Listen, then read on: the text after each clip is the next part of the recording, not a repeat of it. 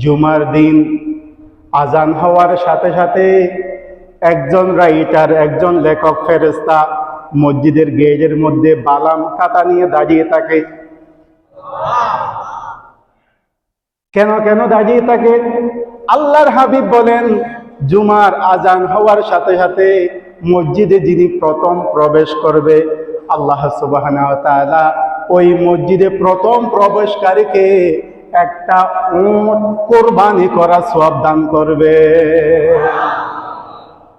আল্লাহর হাবিব সাল্লাল্লাহু আলাইহি ওয়াসাল্লাম বলেন, এরপরে দ্বিতীয় যে ব্যক্তি আসবে, ওই ব্যক্তিকে আমার আল্লাহ রাব্বুল আলামিন একটা গরু কোরবানি করার সওয়াব দান করবেন।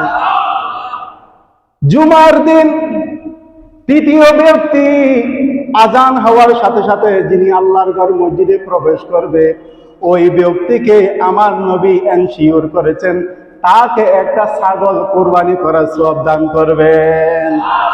শুধু তাই নয়, চতুর্থ ব্যক্তি যিনি আসবেন, আমার নবী বলেছেন ওই ব্যক্তিকে একটা মুরগি সদকা করার সওয়াব দান করা হবে।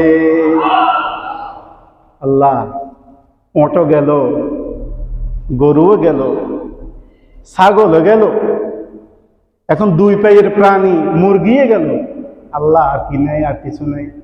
আমার নবী বলেন, পঞ্চম নাম্বারের মধ্যে যারা আসবে, আল্লাহ রাব্বুল আলামিন ওই বান্দাকে মাহরুম করবে না।